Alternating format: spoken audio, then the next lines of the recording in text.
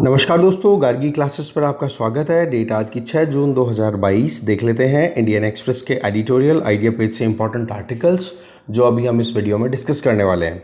देखो, हमारे पास में आज 3 इश्यूज़ हैं। फर्स्ट इशू तो रहेगा ऑर्गन स्मगलिंग से रिलेटेड कि किस तरीके से इलीगल तरीके से ऑर्गन ट्रांसप्लांटेशन हो रहे हैं इंडिया में, वो जानेंगे।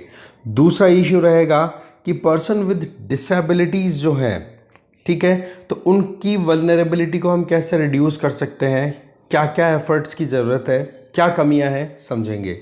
और तीसरा इशू रहेगा कि इन्फ्लेशन को कैसे कंट्रोल कर सकते हैं और कैसे हम हमारी ग्रोथ को अच्छी ट्रेजेक्ट्री की तरफ ले जा सकते हैं। तो ये 3 इश्यूज़ हैं, तीनों को समझते हैं डिटेल में। फर्स्ट आर्टिकल है गिविंग अ लाइफ। देखो, पिछले हफ्ते की बात है जब दिल्ली में एक किडनी ट्रैफिकर्स का पूरा एक, कहते हैं ना कि एक गिरोह पकड़ में आया है, जिसमें ये देखा गया है डॉक्टर्स भी इन्वॉल्व है, पेशेंट भी इन्वॉल्व है, पेशेंट जो डोनर है वो भी और जो रिसेप्टर है वो भी। इस तरीके से बोले ज़बरदस्त तरीके का रैकेट पकड़ में आया है। और ये सिनेरियो कोई दिल्ली स्पेसिफिक नहीं है, पुणे में भी पहले इस तरीके के इंसिडेंट पकड़े जा चुके हैं। मई के लास्ट वीक की बात है।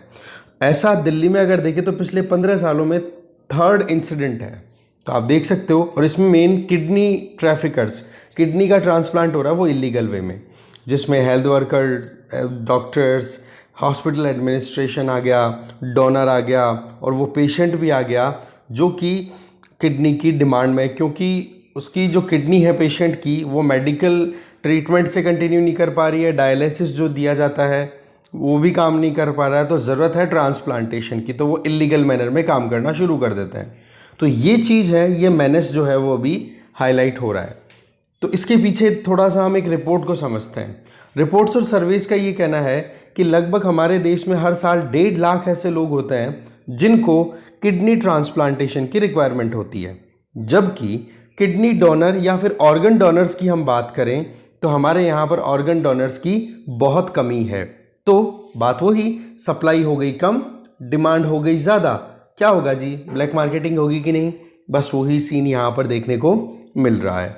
तो दिल्ली में ये बताया जाता है कि केवल 10% रीनल फेलियर वाले पेशेंट, रीनल फेलियर का मतलब हो गया किडनी फेलियर वाले जो पेशेंट्स हैं उनको ट्रांसप्लांटेशन मिल पाता है। बाकी 90% जो हैं वो फेल हो जाते हैं और उनकी कहीं ना कहीं डेथ हो जाती है। फिर अब देखो, पॉइंट ये आता है कि एक जो किडनी जोन जो क्रिएट हो रहा है, जिसमें जो इलिसिट ट्रेड किया जा रहा है कि एक बंदा बड़ा गरीब है, उसको आप हिप्नोटाइज करते हो, मैनिपुलेट करते हो उसके माइंडसेट को, और उसके बाद में उसको ले जा करके हॉस्पिटल में उसकी किडनी निकाल करके उसको पैसे दे करके उसको तो रवाना करते हो और उस किडनी को ट्रांसप्लांट कर देते हो जो एलीट क्लास के जो इंडिविजुअल्स हैं जिनके किडनी फेलियर का इशू आया है।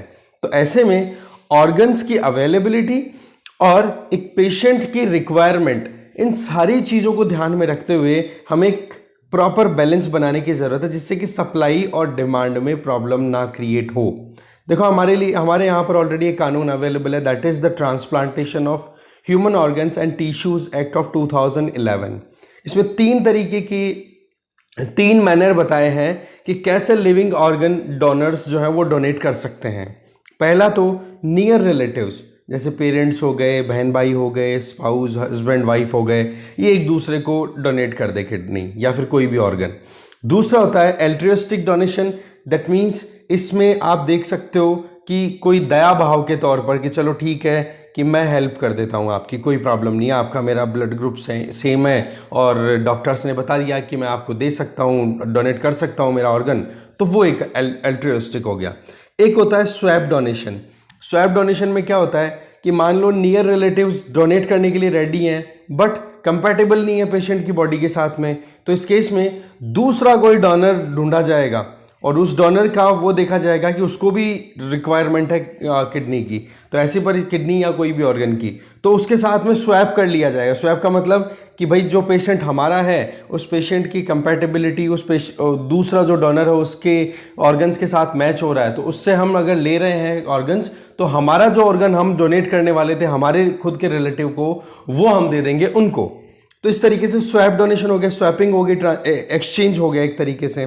तो इस तरीके से 3 मैनर में हमारे यहाँ पर काम होता है ऑर्गन ट्रांसप्लांटेशन का। अब देखो बात ऐसी है कि जो एल्ट्रिस्टिक डोनेशन है ना, इसका मिसयूज सबसे ज़्यादा होता है, जिसमें वो लोग जो बहुत ही ज़्यादा गरीबी में फंसे हुए हैं उन लोगों को घुमा फिरा करके और उनको फंसा लिया जाता है। उनकी तो खुद की तो मजबूरी है, पैसा चाहिए है, पर वो फिर बाद में डॉक्टर या कोई ना कोई अप्रोच कर लेता है, किसी भी तरीके से पूरा एक रैकेट निकलता है, तो पूरा नेटवर्क है भाई, ठीक है। तो उनके पास जाकर के उनको कह दिया जाता है कि भाई इतने लाख रुपए या इतने हज़ार रुपए मिल जाएंगे तो तेरे एक किडनी दे दे, काम हो जाएगा तेरा। और वो गरीबी में क्या नहीं करता, मरता क्या नहीं करता वाला सिनेरियो है। और उस चीज़ का फिर फ़ायदा उठाते हैं कौन? ये जो पूरा मेडिकल सिस्टम होता है पूरा।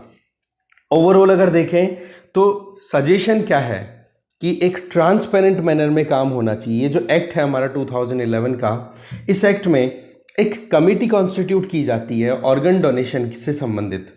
और वो कमेटी का काम क्या है? ट्रांसपेरेंसी को मेंटेन रखना कि भाई किसी का भी कहीं पर कोई नुकसान ना हो, गलत तरीके से कोई ऑर्गन डोनेशन या ट्रांसप्लांटेशन का काम ना हो।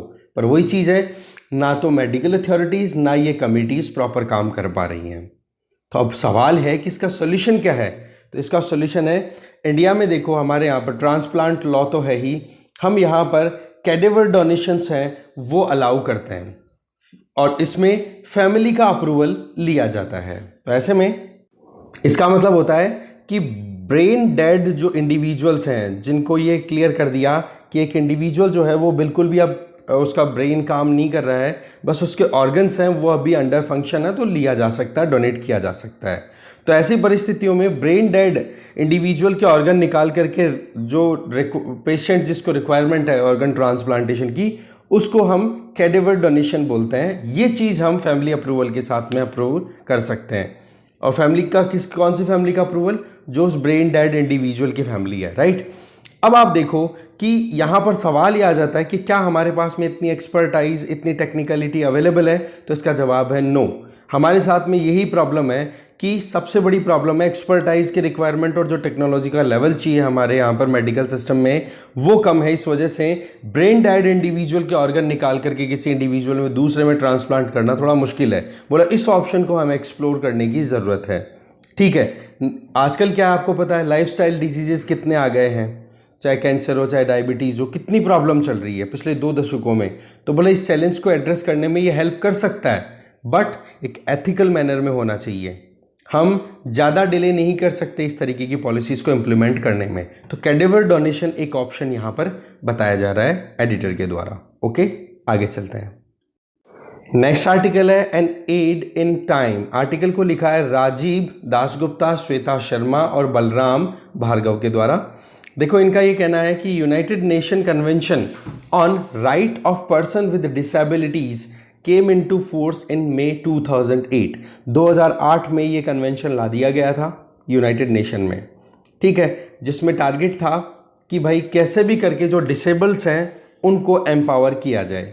फिर उसके बाद में वर्ल्ड हेल्थ ऑर्गेनाइजेशन और वर्ल्ड बैंक दोनों ने मिलकर के एविडेंसेस कलेक्ट किए, रिपोर्ट क्रिएट की 2011 में कि कैसे भी करके हमें ऐसी रिपोर्ट तैयार करनी है जिससे कि एक्चुअल सिनेरियो क्लियर हो जाए कि कितनी डिसेबिलिटी ऑल ओवर वर्ल्ड फैली हुई है, फिजिकल डिसेबिलिटी। उसके लिए फिर इनोवेटिव पॉलिसीज़ और प्रोग्राम बनाना पॉसिबल हो सके। देखो एक छोटा सा एग्जांपल यहाँ पर लिया जा रहा है डिसेबल्स की अगर बात हो तो Stephen Hawkins, top physics scientist physics के, उनको देखो न्यूरो डिजीज़ थी, बॉडी बिल्कुल काम नहीं करती थी। तो उन्होंने ये कहा कि एक इंडिविजुअल जो कि डिसेबल है, चाहे वो फेशियल एटीट्यूडनल मतलब फेस के एक्सप्रेशन नहीं दे पा रहा है, फिजिकली बॉडी के जो लिम्स हैं उनको मूव नहीं कर पा रहा है, या फिर कोई ना कोई फाइनेंशियल बैरियर्स, बोला इन सारी चीज़ों की वजह से डिसेबल ही रह जाता है। वो ज़िंदगी में कहीं ना कहीं कमियों को ही सामना करते करते पूरा मतलब परेशान रहता है। तो ऐसे में बोला मैं थोड़ा सा फॉर्चुनेट रहा कि मेरे पास में कंप्यूटर एक्सपर्ट्स थे जिन्होंने मेरे कम्युनिकेशन सिस्टम को असिस्ट किया, और इसके लिए सोफिस्टिकेटेड असिस्टिव टेक्नोलॉजी यूज़ हुई, जिसमें मैंने कोई भी चीज़ कुछ भी करनी थी तो मुझे करने में जोर नहीं आया, चाहे फिर वो स्पीच देना हो, चाहे फिर लेक्चर डिलीवर करना हो, या फिर कहीं पर कोई रिप्रेजेंटेशन या कुछ भी काम करना हो। इसमें सॉफ्टवेयर प्रोग्राम्स यूज़ हुए, इससे बोला मेरी फंक्शनैलिटी, फंक्शनल कैपेबिलिटीज़ राइज हुई। बोला इस तरीके से ही एक इंडिविजुअल जो कि फिजिकली चैलेंज्ड है उसको भी हेल्प दी जा सकती है। इसके अलावा व्हील चेयर हो गई, आई ग्लासेस हो गए, हियरिंग एड, या फिर कोई भी कृत्रिम या जो प्रोस्थेटिक्स होते हैं जिनको हम बोलते हैं कृत्रिम, जैसे पैर नहीं है तो और एक लिम्ब लगा दिया आपने, ठीक है, आर्टिफिशियल लिम्ब जिसको बोलते हैं। इस तरीके से कैसे भी करके आप हेल्प दे सकते हो, ठीक है। साथ में ये कि एडेप्टेशन एक फिजिकल एनवायरनमेंट भी होना चाहिए। फॉर एग्जांपल, एक फिजिकली डिसेबल्ड इंडिविजुअल अगर पब्लिक प्लेस पे जाकर के विजिट करना चाहे, मान लो कि ऑफिस जाना है किसी को पब्लिक ऑफिस में, तो वहाँ पर रैंप्स बने हुए हो तब जा करके व्हील चेयर काम करेगी। अगर रैंप नहीं होंगे तो व्हील चेयर काम कैसे करेगी। इसी तरीके से रेल्स की बात करें तो प्लेटफॉर्म और रेलवे ट्रैक, मतलब रेलवे जो बॉगी होती है उसका हाइट और प्लेटफॉर्म दोनों की हाइट मैच करनी चाहिए जिससे कि वो इजीली अंदर जा सके। तो बोले ये परिस्थितियां सेट होनी चाहिए ओवरऑल, तब जाकर के एक इंडिविजुअल जो है वो सारी फैसिलिटीज़ को एक्सेस कर पाएगा। आज की अगर परिस्थिति देखें ना तो 1 बिलियन से ज़्यादा लोग ऐसे हैं जो कि असिस्टिव टेक्नोलॉजी की नीड में है कि उनको कैसे भी करके टेक्नोलॉजिकल असिस्टेंस मिल जाए जिससे कि वो डिसेबिलिटीज़ को अपनी को साइड कर सकें। ये 1 बिलियन जो पॉपुलेशन है ना, ये डबल हो जाएगी 2050 आते आते हैं। और ये किस बेसिस पे है? वर्ल्ड रिपोर्ट ऑन डिसेबिलिटी 2011, उसमें उसके बेसिस पे, एक तो 2011 की वर्ल्ड रिपोर्ट, ये जो इधर हमने वर्ल्ड बैंक और WHO की देखी थी, और एक 71st वर्ल्ड हेल्थ असेंबली जो कि 26 मई 2018 में ये चीज़ फाइनलाइज हुई कि कैसे भी करके हमें इफेक्टिव असेसमेंट करना ज़रूरी है कि भाई कितने डिसेबल्ड्स हैं, और टारगेट था कि 2021 तक पूरी स्टडी कर ली जाएगी। अब देखो कोर कंसर्न क्या है जिस पे फोकस करना था, कि एक तो ये कि 90% के लगभग वो इंडिविजुअल जो कि डिसेबल्स हैं, ओके, और वो नीड में है कि उनको असिस्टिव टेक्नोलॉजी मिल जाए, उनको असिस्टिव टेक्नोलॉजी नहीं मिल रही। एक तो ये चीज़ निकल के आती है रिपोर्ट्स में। दूसरा, असिस्टिव टेक्नोलॉजी में इंक्लूजन नहीं है। इंक्लूजन का मतलब ये हो गया कि भाई जिनके पास में पैसा है वो एक्सेस कर पा रहे हैं, जिनके पास पैसा नहीं है उनके पास में वो टेक्नोलॉजी या फिर वो फैसिलिटी अवेलेबल नहीं हो रही है। तो उस केस में सस्टेनेबल डेवलपमेंट गोल्स की बात कर लो या फिर यूनिवर्सल हेल्थ कवरेज की बात कर लो, ये दोनों के दोनों टारगेट्स फेल हो जाते हैं। और इस चीज़ के लिए हमें इन दोनों चीज़ों को फोकस में लाना होगा कि जिनको ज़रूरत है उनको accessibility of assistive technology available कराई जाए।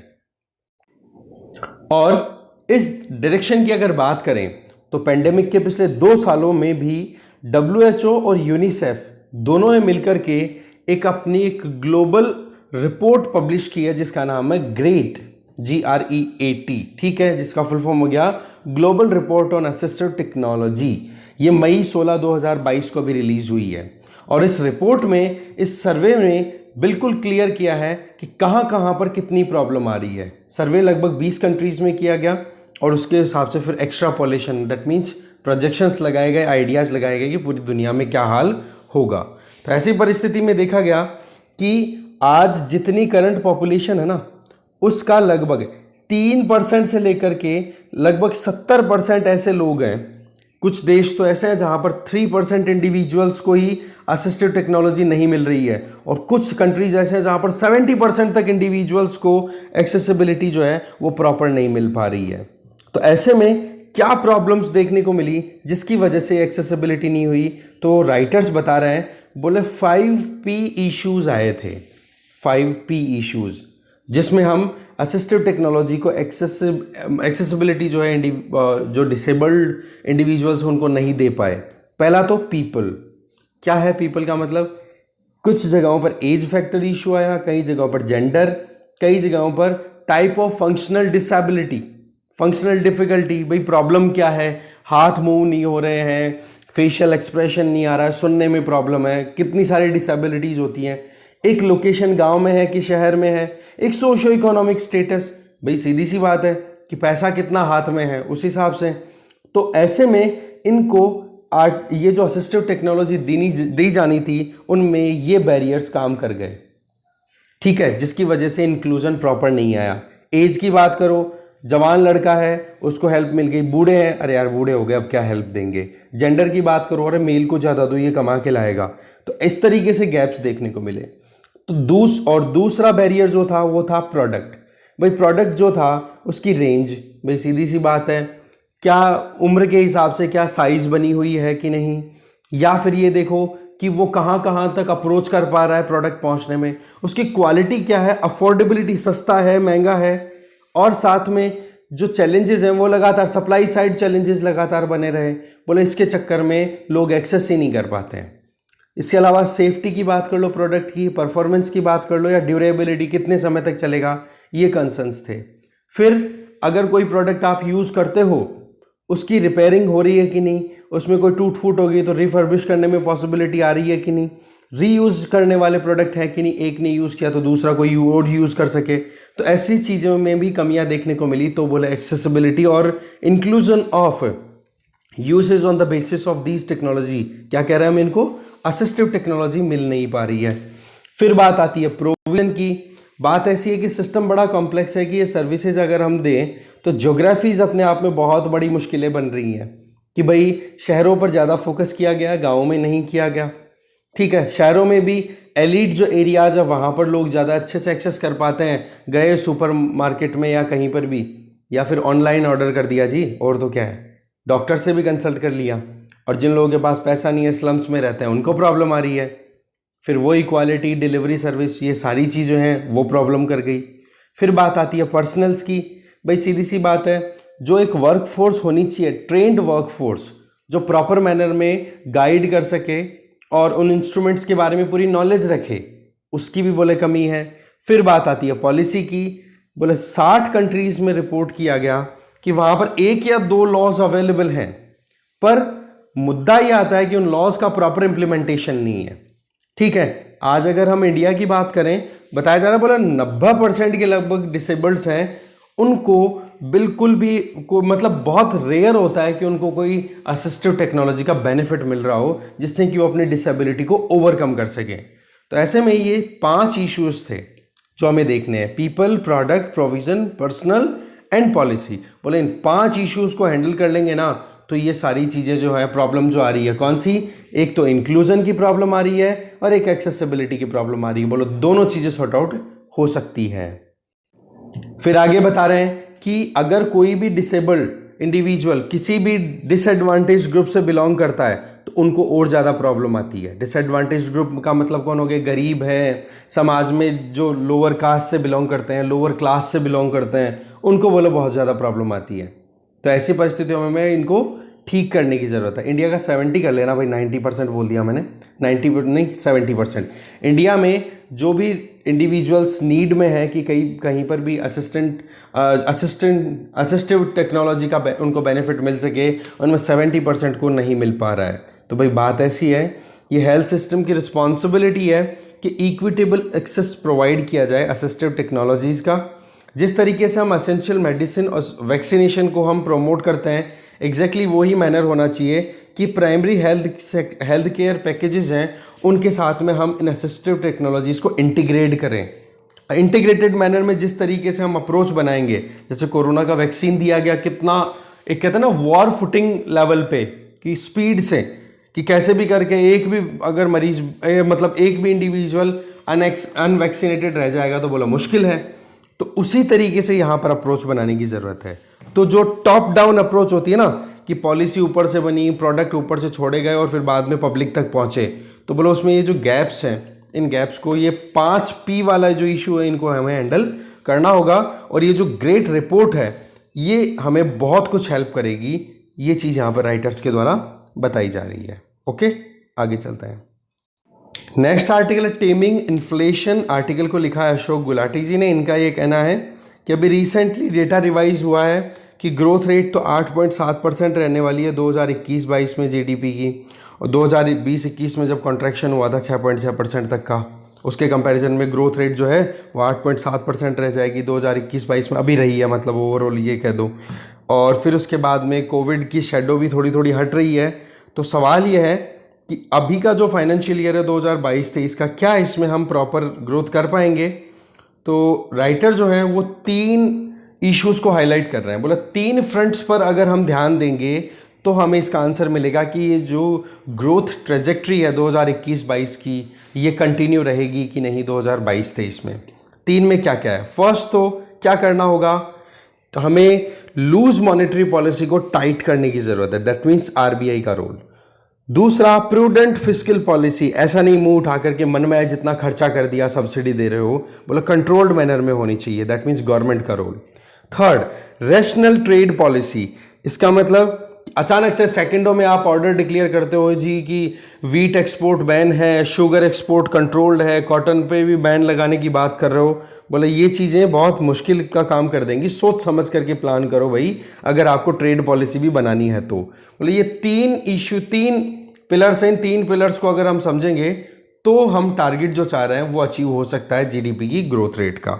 सबसे पहले हम मॉनेटरी पॉलिसी की बात करते हैं। आपको पता है आरबीआई को गवर्नमेंट ऑफ इंडिया के द्वारा 4% का टारगेट दिया हुआ है कि भाई मॉनेटरी आपको इन्फ्लेशन 4% तक रखनी है, और टॉलरेंस दिया हुआ है 4 ± 2% कि चलो ठीक है, थोड़ा बहुत वेरिएशन अगर 4% में आए तो 2 से 6% तक वेरी कर सकता है, बट आपको स्टिक करना है 4% पे। बट अभी हम देखें तो इन्फ्लेशन क्या चल रही है जी, 6, 7, 8% इस लेवल पे पहुंच रही है। तो इसके लिए ज़रूरत है कि मार्केट में लिक्विडिटी कंट्रोल की जाए। अब आरबीआई ने अपनी तरफ से एक्शन तो ले लिया, बट एक्शन थोड़ा सा डिलेड है, पर चलो ठीक है, फिर भी ले लिया तो अच्छी बात है। अब राइटर ये बोल रहे हैं कि एक्चुअल में हम जितनी इन्फ्लेशन को कंट्रोल करना चाहते हैं, जितना हमारा टारगेट है 4 ± 2% वाली रेंज का, तो उसके लिए कम से कम रेपो रेट आरबीआई को कितनी ले जाने की ज़रूरत है, लगभग 5.5%। तब जाकर के बोले मार्केट से पैसा कम हो पाएगा, लोग जो है वो पैसा थोड़ा सा कम खर्च करेंगे।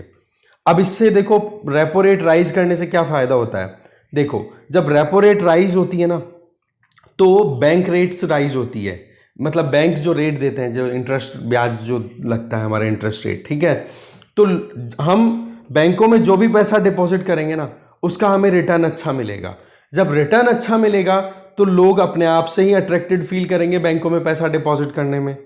तो इससे क्या होगा कि लोग जो हैं वो कहीं और इन्वेस्ट या खर्च करने की बजाय बैंकों में पैसा डिपॉजिट करेंगे, ठीक है। दूसरी तरफ इन्फ्लेशन लगातार अगर बनी रहती है और रेपो रेट है वो कम है, इन्फ्लेशन है ज्यादा, रेपो रेट या फिर बैंक से जो मिलने वाला रिटर्न है वो है कम, तो अब आप बताओ कि आप पैसा खर्च करोगे या डिपॉजिट करोगे। इसका जवाब ये है कि रेपो रेट अगर कम है तो इंटरेस्ट रेट भी कम मिलेगी अगर कोई डिपॉजिट करेगा, और अगर इंटरेस्ट रेट कम मिलेगी तो क्यों हम डिपॉजिट करेंगे भाई।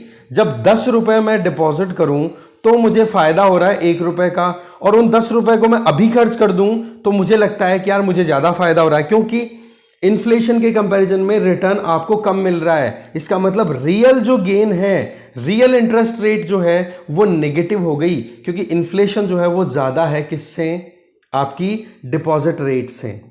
अब आप देख लो कि इन्फ्लेशन, महंगाई ज्यादा है और डिपॉजिट रेट कम है, मतलब पैसे को अगर आपने रोक लिया ना अकाउंट में, इसका मतलब आपके पैसे की वैल्यू डाउन हो रही है। तो आप कौन अपने पैसे को डाउन करना चाहेगा। फिर लोग क्या करते हैं, इन्वेस्ट करना शुरू कर देते हैं किसी ना किसी तरीके से। तो इसमें प्रॉब्लम क्या आती है इन्वेस्टमेंट करने से, कि ये फेवर करता है एंटरप्रेन्योर्स को। भाई सीधी सी बात है, बैंकों में डिपॉजिट तो कौन कराएगा, जिनके पास में थोड़ी सेविंग्स कम है। अब इन्वेस्ट कौन करेगा, इन्वेस्ट करेगा उनके पास में जिनके पास सेविंग्स अच्छी है। इसका मतलब इनइक्वालिटीज बढ़ेगी कि नहीं, कि जो डिपॉजिटर्स हैं उनको तो हो गया नुकसान अगर आपने रेपो रेट नहीं बढ़ाई तो, और जो इन्वेस्टर्स हैं उनको पहले से बेनिफिट हो रहा है। तो इस केस में, और इन्वेस्टर लगाएंगे, मार्केट में इन्फ्लेशन ऑलरेडी है, डिमांड बनी हुई पड़ी है, तो इस केस में बोला रिटर्न भी उनका अच्छा मिलेगा, इनइक्वालिटीज बढ़ जाती है बोला इससे। तो इस केस में हमें ज़रूरत है कि जो सिस्टम में हम इक्वालिटी लाना चाहते हैं उसके लिए रेपो रेट को राइज करना हमारे लिए ज़रूरी है। ये एकदम डिफरेंट एंगल समझाया है यहाँ पर अशोक गुलाटी जी ने, तो थोड़ा आप इस चीज़ को ध्यान से रखना, ठीक है। ये हाईलाइटेड में यही चीज़ बताई हुई है। इसके आगे चलें। सेकंड जो फ्रंट है वो है कि एक प्रूडेंट फिस्कल पॉलिसी होनी चाहिए। देखो जिस तरीके से सरकार ने अभी सब्सिडी दी है, जो खर्चे किए हैं, उसके चलते कहीं ना कहीं फिस्कल पॉलिसी, फिस्कल डेफिसिट है वो हाई लेवल पे चल रहा है, अभी 6.7% के लगभग चल रहा है 2020-21 की अगर हम बात करें तो, 2021-22 की अगर बात करें तो सॉरी, ठीक है। तो ऐसे में आप देखो कि एफआरबीएम जो है, एफआरबीएम एक्ट ने तो टारगेट दिया है कि फिस्कल डेफिसिट आपको 3% या उससे भी कम लेके जानी है, और रेवेन्यू डेफिसिट तो 0 तक लेके जाना है। तो ऐसे में वो अचीव करना तो थोड़ा मुश्किल है, पर फिर भी हमें अंडर कंट्रोल लाने की ज़रूरत है। कम से कम 5% तक तो हमें फिस्कल डेफिसिट को लाना ही होगा। और वो कब लाया जा सकता है? जब फूड और फर्टिलाइज़र पे जो सब्सिडी दी जा रही है वो थोड़ी सी कंट्रोल की जाए। दूसरा, पेट्रोल और डीजल के ऊपर जो अभी कॉस्ट कटिंग की गई है गवर्नमेंट के द्वारा, उसके चलते लगभग 3 ट्रिलियन रुपीस का नुकसान होगा गवर्नमेंट को, जो कि बजट में जो अनाउंस किया गया था उसके बिल्कुल एडवर्स सिचुएशन क्रिएट हो जाएगी। तो ऐसी परिस्थितियों में बोलो गवर्नमेंट के पास में स्पेस नहीं बचेगा मैनेज करने का। तो ऐसे में लॉन्ग टर्म में हमें चलना है तो फिस्कल डेफिसिट को अभी आने वाले साल में 5% के अंदर लाने की जरूरत है। और उसके लिए गवर्नमेंट को क्या करना चाहिए? सब्सिडीज को कंट्रोल करो और जो टैक्सेस हैं उनको प्रॉपर मैनर में रैशनलाइज किया जाए तो बात बनेगी। फिर उसके बाद में थर्ड फ्रंट आ जाता है, that is rational trade policy. इसके लिए राइटर एक ही चीज बोल रहे हैं कि देखो, व्हीट एक्सपोर्ट आपने बैन कर दिया, शुगर एक्सपोर्ट को आपने रेगुलेट कर दिया, कॉटन एक्सपोर्ट पे बैन की बात हो रही है। बोला ये अचानक से आप जो बैन करते हो ना, ये पुअर ट्रेड पॉलिसी होती है। ये एक तरीके से पैनिक स्ट्राइकन फेस हो गया गवर्नमेंट का कि जब बिल्कुल प्रॉब्लम आ ही गई द्वारे ही तो तब जाकर के कदम उठाए। बोलो वो ठीक बात नहीं है। इसके लिए ग्रेजुअल प्रोसेस पे डिपेंड करना चाहिए। आपको करना चाहिए था मिनिमम एक्सपोर्ट प्राइस फिक्स कर देते कि भाई एक्सपोर्ट कोई भी करता है इतना कम से कम रेट होगी एक्सपोर्ट की। अब वो रेट चाहे वो फार्मर के हिसाब से सेट हो, चाहे एक्सपोर्टर खुद सेट करे या फिर गवर्नमेंट फिर ड्यूटी लगाए। इसमें ये नहीं होना चाहिए कि बिल्कुल ब्लैंकेट बैन ही लगा दिया कि अब एक्सपोर्ट बैन ही हो गया। ऐसे में मिनिमम एक्सपोर्ट प्राइस फिक्स कर दो, ट्रांसपेरेंट एक्सपोर्ट ड्यूटी फिक्स करो ना। आप पहले से डिक्लेयर करके रखो पॉलिसीज कि भाई हमारे यहां पर अगर शॉर्टेज आएगी तो ये क्लॉज अप्लाई हो जाएंगे। क्लॉज का मतलब हो गया कि मान लो कि हमारे यहां पर अगर डोमेस्टिकली वीट की शॉर्टेज आएगी तो हम इतना इतना ये ड्यूटी लगा देंगे, इतनी % एक्सपोर्ट ड्यूटी राइज कर देंगे। तो वो चीज पहले से कह के रहनी चाहिए जिससे कि ट्रांसपेरेंट मैनर में एक्सपोर्टर्स हैं वो भी सोच समझ करके काम करें और इंटरनेशनल मार्केट में भी एक अच्छा मैसेज जाए कि हाँ जी चलो ठीक है, इंडिया में ये पॉलिसी ऑलरेडी थी, हमारे पास में इसका इंफॉर्मेशन अवेलेबल था। तो बोले जल्दबाजी नहीं करनी चाहिए। बेशक हमें कंज्यूमर को फेवर करने की जरूरत है, तो कंज्यूमर को फेवर करने के तरीके और भी तो हैं। वो क्या है? जो इंपोर्ट है उस पर आप ड्यूटी रिड्यूस कर दो, उससे बेनिफिट हो जाएगा। लिबरल इंपोर्ट पॉलिसी बना दो, टैरिफ रिड्यूस कर दो, तो जो इंपोर्ट करते हैं वो बेनिफिट हो जाएगा। पर हमारे यहां पर उल्टा सीन है, जो इंपोर्ट होता है उस पर अच्छा खासा % राइज कर रखा है। जैसे हम क्रूड ऑयल और एडिबल ऑयल की बात करें, एक तो कच्चा तेल हो गया जो फ्यूल की तरह यूज होता है, खाने की तरह यूज होता है, वो हम दोनों इंपोर्ट ही करते हैं। आज हमारी जो क्रूड ऑयल और एडिबल ऑयल की रिक्वायरमेंट्स है ना, उसका 80% तो हम क्रूड ऑयल इंपोर्ट करते हैं, 55 से 60% एडिबल ऑयल जो है वो हम इंपोर्ट करते हैं। तो ये दोनों ऑयल्स ही मेन महंगाई का कारण बन जाते हैं। तो ऐसी परिस्थितियों में जो आपने ड्यूटी लगा रखी है, इंपोर्ट टैरिफ जो लगा रखा है वो 38% 49% तक लगा रखा है। बोले इसको रिड्यूस करो ना। आपने ये इंपोर्ट पे क्यों इतना ज्यादा वो लगा रखा है? इसके अलावा आप आत्मनिर्भर बनना चाहते हो तो डोर्स को क्लोज करके आइसोलेट होकर के अपने आप को आत्मनिर्भर नहीं बना सकते हो। आत्मनिर्भर बनने के लिए हमें लोकल प्रोडक्शन पे ध्यान देना होगा। इसके लिए क्या किया जा सकता है? इसका बेस्ट ऑप्शन है बोला एग्रीकल्चर। मैसिव प्रोडक्शन करने की जरूरत है। एथेनॉल जैसे शुगर केन, मेज, इनको हम ज़्यादा से ज़्यादा प्रोड्यूस करवा सकते हैं यूपी, नॉर्दर्न बिहार में, जहाँ पर पानी की कमी नहीं रहती। हर साल पानी कहीं ना कहीं रिकवर कर जाता है, फ्लड्स भी आती रहती हैं, तो ये बेस्ट है। फिर इससे एथेनॉल बनाया जा सकता है। फिर एडिबल ऑयल की बात करें तो कोस्टल प्लेन एरियाज़ की बात करो या फिर नॉर्थ ईस्ट में बात करो, वहाँ पर पाम ऑयल प्लांटेशन या पाम प्लांटेशन पे हम फोकस कर सकते हैं। उसके लिए राइट स्ट्रेटेजी ऑलरेडी गवर्नमेंट ने बना रखी है। तो बोले ये चीज़ें ऑप्शन क्रिएट करती हैं। हम एकदम क्लोज डोर करेंगे कि हमारा एक्सपोर्ट ही बैन कर देंगे, तो बोलो वो चीज़ें गलत मैसेज देती हैं।